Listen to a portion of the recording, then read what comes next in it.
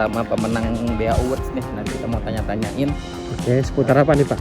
Ya, dia sampai bikin aplikasi yang dia terapin di kantornya. Oke, ya. Tetap stay sampai kita ketemu dengan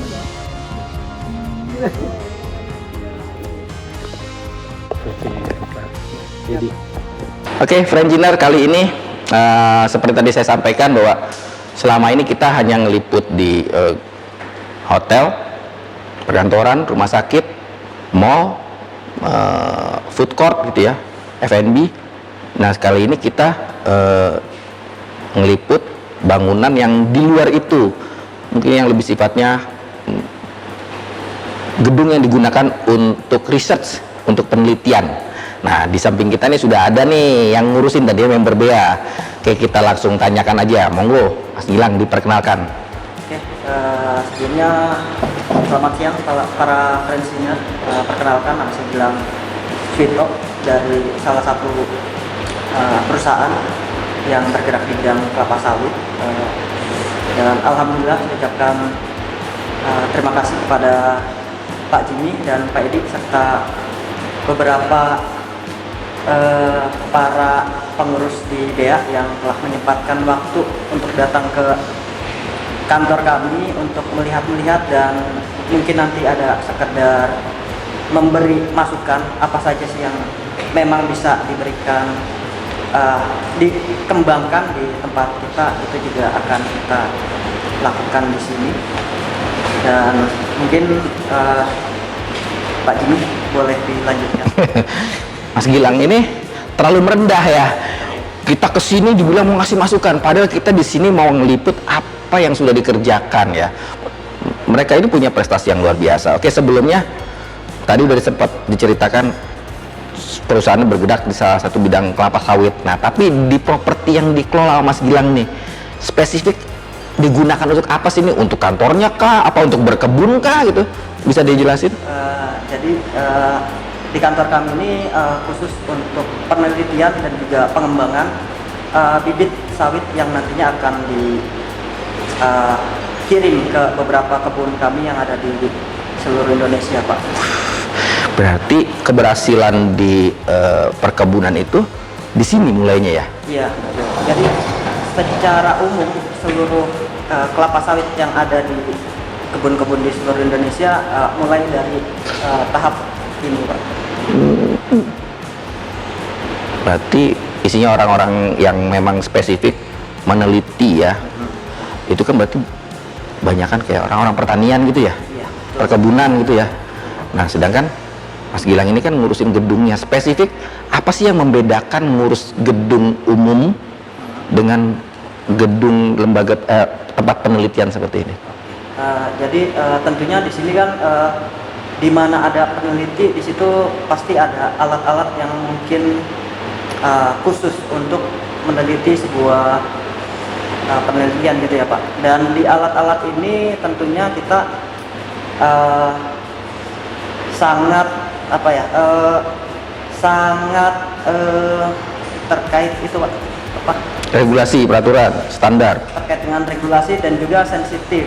Oh, Sensitif itu dalam artian seluruh alat ini tidak boleh ada seperti lonjakan voltase yang tinggi atau mati lampu yang menyebabkan alat-alat tiba-tiba drop. Nah, itu sangat diwaspadai sehingga alat-alat ini bekerja dengan baik, dan juga untuk hal-hal tersebut kita juga harus jaga gitu Pak. Oke, berarti secara kelistrikan itu lebih spesifik ya, ada alat ukurnya yang khusus, misalnya terjadi spike atau penurunan voltase atau apa gitu. Oke, kalau untuk secara kelistrikan mungkin untuk yang spike kita belum ada, tapi terkait dengan pengukuran kita selalu lakukan pengukuran di setiap interval 3 bulan sekali. Juga mungkin kita menyediakan seperti stabilizer di beberapa area, dan juga tentunya backup UPS yang cukup besar sih di sini, sehingga untuk meminimalisir terkait dengan adanya blackout yang tiba-tiba, dan juga adanya tegangan yang melonjak pada saat mesin digunakan, seperti itu sih Pak. Jadi mirip ya kalau kayak di rumah sakit tuh area laboratorium ya, benar-benar di backup kapasitas UPS-nya sebesar peralatan yang ada di situ gitu ya. Jadi sampai berapa kVA? Ini sekitar kurang lebih 1,5 kVA. 1.500 500 kVA. 1.500 kVA. Besar sekali. Iya, karena di sini juga terkait dengan kelistrikan ya. Kelistrikan kita pakai yang 6 mega Pak. Sehingga memang alat-alat lab ini terkait dengan alat-alat lab ini membutuhkan tegangan yang daya yang besar juga untuk mengcover itu semua ya. Kita membutuhkan UPS yang besar hingga untuk menjaga beberapa alat-alat yang memang kita rasa cukup sensitif, nah itu yang kita berikan gitu. Wow. Walau tidak semua tercover UPS, Iya. untuk alat-alat yang memang sangat Fungsi sensitif, utama ya, betul ya. ya, yang kritikal pada saat terjadi kerusakan itu menghentikan proses produksi atau penelitian, nah itu yang kita cover semuanya. Oke. Saya sih kebayangin gini, 10 hektar. Terus ada yang SIP cuma 4, lebihnya itu berarti 30 sekian ya. Iya. Itu ngurus 10 hektar itu. Nah, kontrolnya gimana Pak? Dengan sebanyak itu, seluas itu, kan gimana pun juga ya kita kalau ini memastikan bahwa tim itu sudah mencatat, mengerjakan secara tepat sesuai dengan yang seharusnya. Itu gimana ceritanya? Jadi sebelumnya pengontrolan di sini secara manual ya. Namun setelah kita coba diskusikan dengan tim di lapangan untuk mengontrol area seluas ini dan sebanyak item-item di lapangan, cara apa sih yang paling tepat untuk melakukan itu? Akhirnya kita melakukan diskusi dan keluhan-keluhan dari para personil di lapangan dituangkan di situ, sehingga terjadilah suatu ide, di mana ide ini adalah menciptakan sebuah aplikasi yang untuk digunakan oleh para teknisi, mempermudah pencatatan parameter, lalu melakukan preventif, lalu juga untuk secara analisa pemakaian energi dan lain-lain. Itu kita buatlah suatu aplikasi yang kita sebut BMX. Oke, aplikasi ya. Berarti sebelum ada aplikasi itu keliling bawa kertas gitu Pak? Iya. Waduh. Sebelum aplikasi kita keliling bawa kertas sama papan jalan ya, teknisi. Iya. Ini kalau sekarang cukup bawa handphone. Nah, cukup bawa handphone. Oke. Kita menghilangkan papan jalan dan kertasnya. Karena kan kalau handphone walaupun lagi kerja tetap dibawa. Iya. Nah, tadi udah ini kan berarti tadinya dengan manual ya, dengan manual. Itu dengan orang yang sama atau tadinya lebih banyak orangnya? Kita dengan orang yang sama, namun dengan adanya BMX ini kita akan mengurangi waktu kerja sebenarnya. Namun waktu kerja yang kita kurangi itu saya pakai untuk beberapa pekerjaan yang memang sangat dibutuhkan. Jadi saya kurangi awal saya kurangi waktu kerja, namun saya tambahkan lagi untuk pekerjaan yang memang diperlukan gitu. Jadi pada intinya sih BMX ini adalah mempermudah pekerjaan di lapangan, lalu menambah pekerjaan yang mungkin pada saat itu tidak bisa dilakukan gitu. Jadi waktu-waktu yang dihemat oleh BMX saya gunakan untuk ya seperti kita adakan kayak semacam training yang tadinya sulit untuk training mengatur waktu, kita adakan training, kita adakan briefing rutin mingguan, kita adakan terkait dengan pembuatan kultur-kultur budaya yang baru seperti 5R dan lain-lain gitu. Jadi artinya dimanfaatkan untuk pekerjaan, bukan pekerjaan ya, untuk hal-hal yang selama ini belum maksimal gitu ya, itu ya lebih kepada untuk ke tim gitu ya.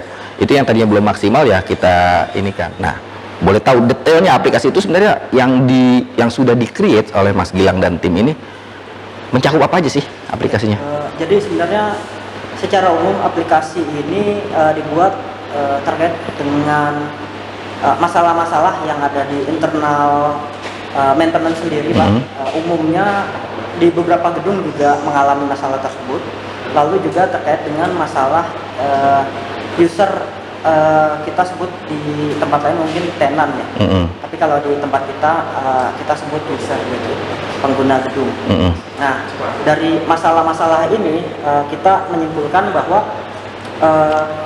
terutama adalah pada pencatatan atau dokumentasi, di mana dokumentasi biasanya tim di lapangan akan melakukan pencatatan lalu diberikan kepada admin juga nanti bakal mencatat di komputer dan barulah hasil setelah admin baru bisa saya lihat.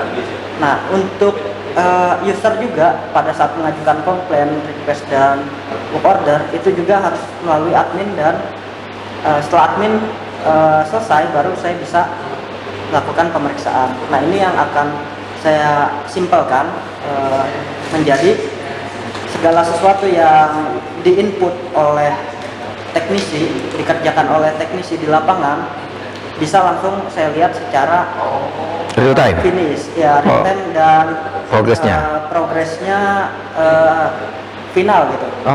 Jadi laporan akhir saya langsung bisa lihat tanpa ada andil dari tim administrasi. Berarti itu dari work order, artinya dari komplain, termasuk yang rutin preventif gitu. Nah, kan kalau kita work order, ada komplain, itu kan pasti butuh material segala macam. Itu ikut tercatat atau ngegantung dulu atau gimana? Jadi sistem di kita, Pak, kita semua komplain, semua request itu kita tampung, Pak, sebelum jadi work order. Pada saat komplain dari user kita akan tampung dan tampungan itu akan kita cek nih. Setelah kita cek membutuhkan material atau tidak. Jika memang tidak, bisa langsung dikerjakan. Tapi jika membutuhkan material itu akan ngegantung dan tulisannya biasanya kita pasang hold material. Sehingga para user di lapangan juga pada saat mengecek di web, nah itu mereka tahu nih statusnya apakah itu sudah dikerjakan, masih progress atau masih hold karena material atau manpowernya terbatas dan lain-lain. Nah, itu bisa dicek di sini. Dan juga keunggulan dari aplikasi ini adalah kita bisa memantau secara real time, Pak, terkait dengan preventif yang sudah dilakukan, operasional engineering seperti pencatatan parameter yang ada di sini, lalu juga untuk menganalisa energi monitoring, nah itu langsung terbaca di situ. Dari yang di input langsung bisa langsung ini. Kalau di tempat Mas Gilang berarti kelihatan grafiknya, tabelnya gitu. Betul. Jadi bisa langsung kita cek gitu. Jadi pada saat di input saya nggak perlu melihat komputer lagi, langsung melihat ke HP. Ya. Oh, ternyata pemakaian di hari ini sebanyak berapa ribu kWh. Jadi keuntungannya Mas Gilang kalau anak-anak lagi pasukan tim lagi ngecek terus meeting berapa kemarin aja bisa langsung tinggal buka gitu ya, enak ya. Tadi ya ada yang hold, berarti ini sampai integrasinya itu ke sistemnya si purchasing atau cuma di internal, nanti begitu material udah ada diinput lagi oleh siapa adminnya, atau memang itu nanti diinput oleh misalnya kebutuhan material nih, misalnya butuh MCB gitu ya, MCB-nya harus dibeli nih di purchasing. Nanti yang bisa nge-close MCB udah ada itu purchasing atau staff dari jadi sistem ini kebetulan di luar dari purchasing, Pak. Jadi di luar. Internal maintenance. Dan di internal maintenance ini ada internal workshop, inventory workshop.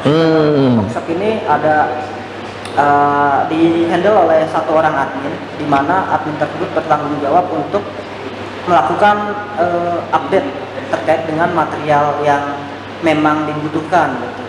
Jadi di aplikasi ini saya juga menyempilkan salah satu fitur tadi terkait dengan inventory workshop, di mana pada saat teknisi membutuhkan material, mereka tidak perlu lagi nanya ke bagian gudang, langsung lihat HP dan buka stok material. Nah, di situ ada terkait dengan Jumlah stoknya. material dan Oke. jumlah terakhirnya.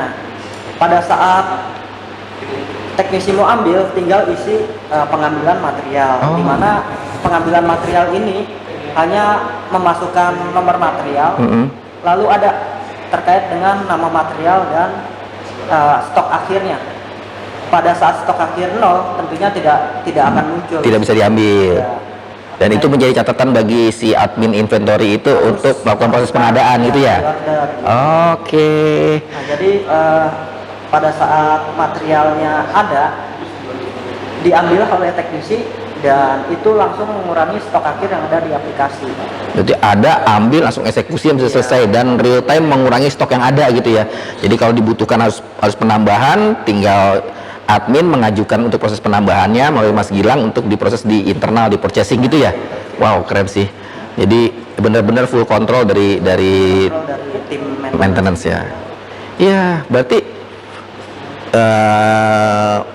semua tanggung jawab stok material, termasuk kalau misalnya material itu memang tidak non stok ya.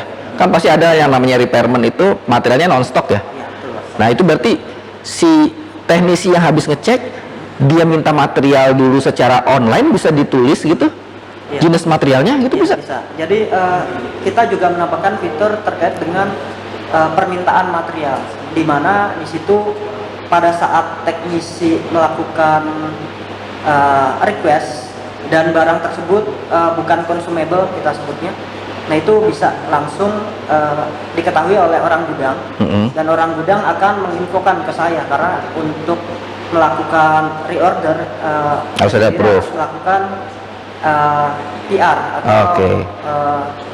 Purchasing request. request, sehingga harus ada beda sistem lagi, Oke. harus lompat dari sistem tersebut dan saya ajukan. Setelah datang baru saya input lagi ke Sistem. Oke. maintenance itu. Wow, hampir bisa mencakup semua. Iya. Nah, tadi mungkin nanti secara menu kita boleh ngintip ya. Boleh. Nah, yang saya mau tanya nih, yang menarik adalah bayar berapa Pak bikin itu Pak? Oke, jadi untuk pembayaran sendiri di kita sih sebenarnya ini kan terlahir dari ide-ide di lapangan Pak, di mana kita sebenarnya punya program khusus maintenance, yaitu continuous improvement, di mana biaya-biaya itu sebisa mungkin menjadi zero cost gitu Pak. Nah, untuk aplikasi ini kebetulan kita juga memang zero cost. Zero. Ya, zero cost. Gratis berarti ya? Gratis, tidak ada pembayaran apapun, walaupun kita memakai pihak ketiga yaitu Google Service ya. Tapi itu masih bisa menghandle aplikasi kita yang saya bilang sih cukup powerful gitu Pak, dengan Iya. layanan gratis ini. Enggak, saya nggak pikiran bahwa sistem sekompleks itu bisa dibuat dengan fasilitas gratis dari Google. Iya, betul. Jadi sebenarnya Google ini sudah menyiapkan alat-alat tempur, Pak. Jadi hanya kitanya sebagai pengguna harus berimajinasi gimana caranya alat-alat yang sudah disediakan oleh Google ini bisa kita maksimalkan, sehingga terjadilah di mana formula-formula itu nyatu dan membentuk aplikasi gitu. Dan saya bisa bilang bahwa Google ini menyediakan layanan ini bukan untuk orang-orang yang ahli IT gitu. Jadi Google sengaja menyediakan layanan ini hanya untuk orang-orang yang ingin bisa melakukan pembuatan aplikasi walaupun tanpa basic IT. Oke, nah ini menarik nih. Jadi ternyata kalau kita mau ya teman-teman influencer semua, kita bisa memanfaatkan resource yang ada di dunia maya ya, dalam hal ini yang disediakan oleh Google salah satunya, untuk bisa dibuatkan suatu sistem yang bisa menunjang pekerjaan kita gitu ya, asal kitanya mau gitu ya. Kan kebanyakan kita kalau bicara aplikasi bayar berapa sih gitu kan, offline, online harus punya server sendiri kah gitu ya. Paling mungkin kendalanya di mana? Di kapasitas yang bisa disimpan atau gimana? Oke, terkait kapasitas ya. Kebetulan saya kan memakai layanan yang free, Pak. Terkait kapasitas, kalau hanya untuk menyimpan data-data dan file-file record yang sudah dijadikan PDF atau Excel, ini setahun ini pun masih over gitu kapasitas. Setahun itu masih cukup ya? Iya, Jadi cukup lah. nggak perlu bikin storage terpisah sendiri untuk download. Oke. Jadi Itu baru berapa persen tuh? Kalau bisa dilihat nggak di misalnya itu berdasarkan pengalaman? bisa dilihat kemungkinan baru kepakai sekitar 1 giga. Kalau yang layanan Free-nya digat- free-nya kan 15 giga. Wow, Itu kalau 1 tahun 1 giga, berarti tergantung dokumen itu kita convert sekecil apa gitu ya. 1 giga berarti bisa 10 tahun, 15 tahun baru kita memikirkan storage terpisah gitu ya.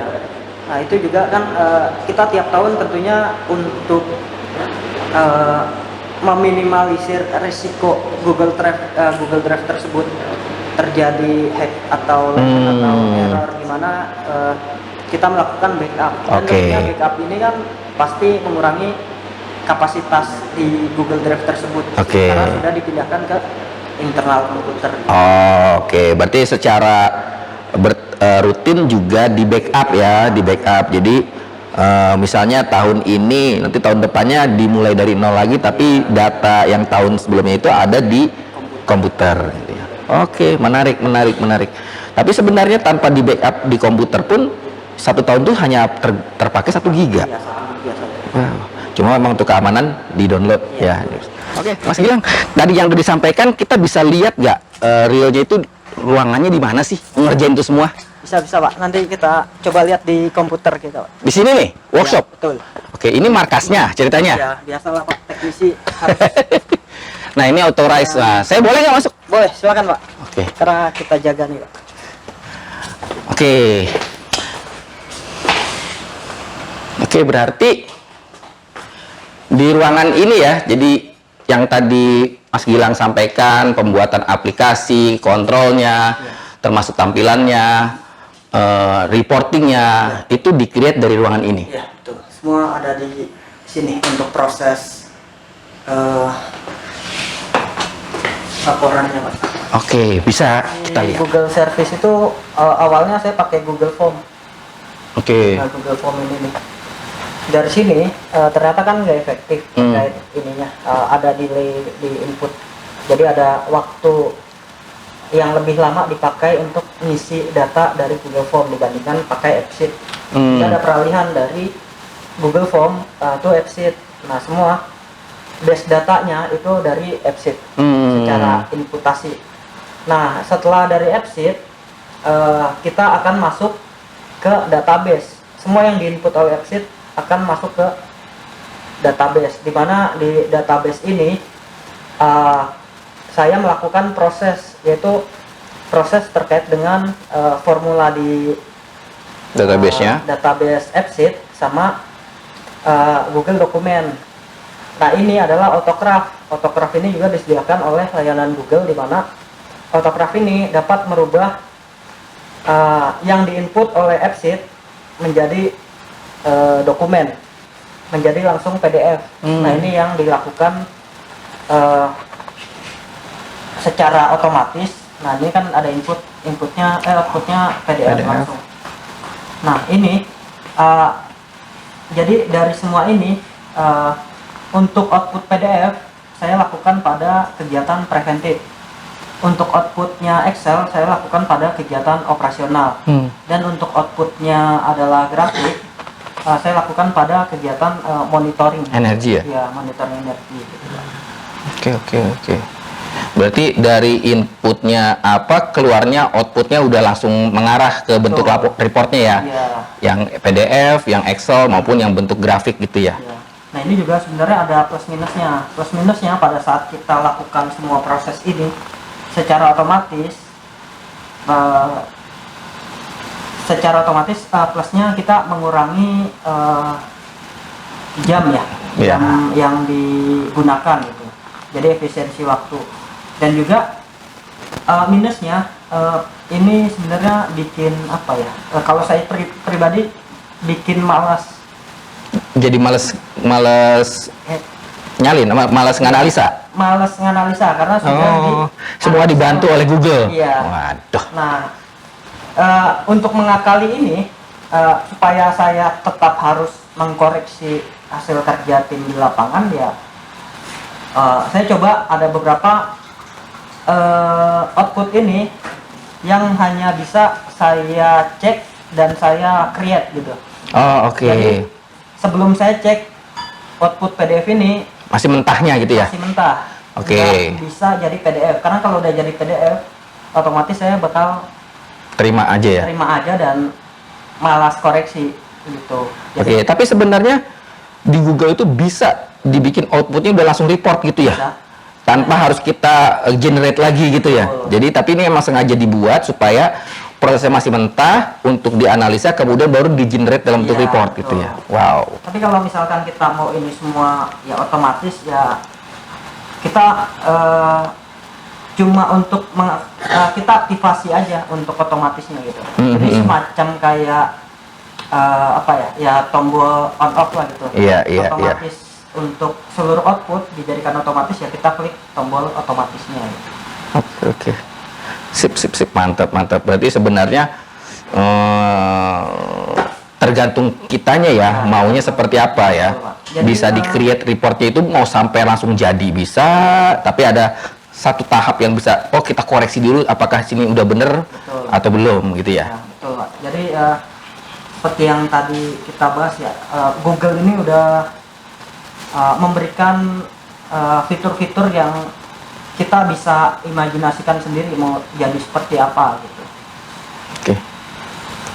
Mantap, luar biasa sih. Atau smartphone ya. Mhm.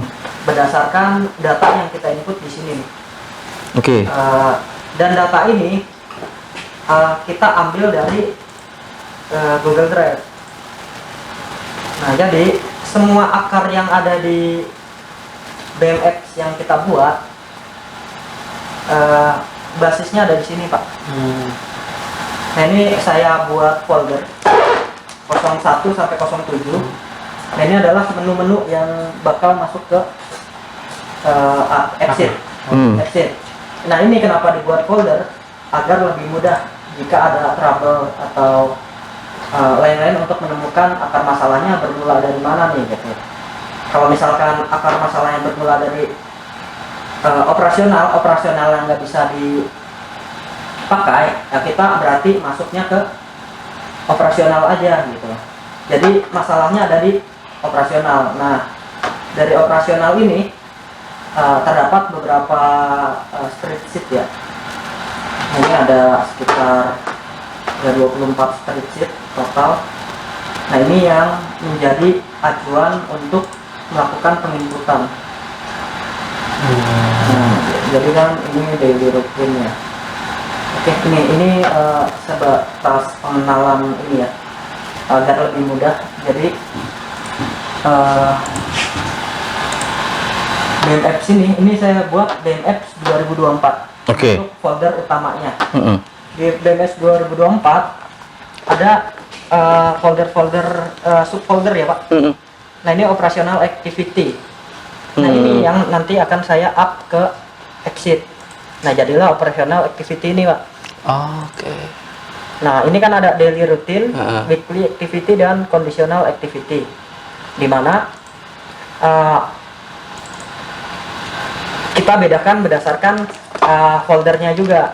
Ini untuk mempermudah kita jika suatu saat kita mengalami trouble dan untuk menemukan file yang error itu mudah gitu. Oke. Jadi kan ada kode di sini operational activity 1. Mhm. Nah, operational activity 1 adalah daily routine. Oke. Di mana di dalamnya terdapat beberapa logsheet, Pak. Oke. Ini kan logsheet PLN, Heeh. KWH. Jadi, Loading. Dalam era persaingan industri yang ketat, optimalisasi gedung bertingkat serta peralatan penunjangnya merupakan kunci utama keberhasilan bagi perusahaan yang tetap ingin unggul dalam pasar global yang dinamis. Menyadari pentingnya aspek tersebut, kami dari tim Maintenance Section General Service and Support Department yang beroperasi di bawah naungan Plant Production and Biotechnology Division di PT Smart Tbk menyajikan solusi inovatif sebagai upaya perbaikan berkelanjutan. Dalam konteks ini dikenal sebagai Building Maintenance Application atau yang kami singkat dengan BMApps. Latar belakang pengembangan BMApps ini adalah untuk mengatasi permasalahan umum yang muncul, terutama yang berkaitan dengan operasional dan pemeliharaan bangunan gedung serta peralatan penunjangnya. Aplikasi BMApps dirancang untuk memberikan solusi holistik dalam mengelola dan mempertahankan kondisi optimal dari setiap aset fisik. Untuk memperdalam pemahaman terhadap BMApps, berikut ini disajikan gambaran-gambaran umum mengenai menu-menu utama beserta proses yang terkait. 1. Operational Activity. Untuk menjaga dan memastikan peralatan, fasilitas atau sistem tetap beroperasi dalam kondisi yang optimal, BMApps membantu dalam pencatatan logsheet seperti PLN, KWH, trafo, genset, air, APAR, CT, chiller, kompresor, RO system, dan lainnya. Seluruh data dapat dimonitor secara real-time setelah selesai pengerjaan. 2. Preventive Maintenance. Dalam tujuan mencegah potensi kerusakan, menjaga kinerja, serta memperpanjang umur peralatan fasilitas atau sistem, maka tindakan perawatan secara berkala harus dilakukan. BMApps membantu user dalam menyediakan data yang dapat dipantau secara real-time. Notifikasi berisi dokumen preventif dalam format PDF secara otomatis diterima ke alamat email yang dituju. Selain itu, presentasi progres dan mark yang terupdate secara otomatis disediakan untuk mempermudah teknisi dan pimpinan dalam memantau jadwal preventif. 3. Request and Work Order. Semenjak menggunakan BMApps, pekerjaan dan pelaporan kami jadi lebih mudah. Selain pemantauan yang lebih cepat, BMApps dapat diakses oleh semua tenan yang ingin mengajukan request dan work order, di mana user juga dapat mengetahui progres request dan work order secara real-time. 4. Monitoring energi. Untuk memanage penggunaan energi, BMApps memudahkan teknisi dalam mengawasi dan mengukur konsumsi energi. BMApps mengintegrasikan tabel dan grafik pemantauan pemakaian energi seperti listrik, air, dan solar yang juga akan terupdate secara real-time. 5. Inventory Workshop. Dalam pemantauan persediaan material, alat, serta jalur masuk keluar barang, BMApps terdiri dari berbagai submenu yang dirancang untuk melihat formulir peminjaman alat, formulir pengambilan material, dan formulir penambahan material. Hal ini bertujuan untuk menjaga keseimbangan rantai pasok persediaan atau stok yang dikelola di dalam workshop. Sebelum saya menggunakan aplikasi BMApps, saya sangat repot untuk menginput data, alat, dan material ke komputer. Setelah saya menggunakan aplikasi BMApps, saya sangat terbantu sekali dan mempermudah untuk input data dan juga mempermudah teknisi untuk mengambil alat dan material. Terima kasih BMApps. 6. Performance personel. Yang terakhir, BMApps berkontribusi dalam pengolahan tenaga kerja serta pemantauan performa personel, yang dengan demikian, kinerja dan target kegiatan dapat dipantau secara transparan. BMApps berperan besar meningkatkan efisiensi, mengurangi resiko kegagalan peralatan, serta memberikan transparansi yang diperlukan dalam pemeliharaan bangunan gedung, khususnya untuk pengguna bangunan maupun penanggung jawab aset perusahaan itu sendiri. Melalui proyek ini, saya dan tim berharap bisa menjadi inspirasi bagi teman-teman engineering lain yang ingin meningkatkan efisiensi dalam pengarahan, pengerjaan, pencatatan, dan pemantauan kegiatan maintenance di bagian masing-masing. Terima kasih.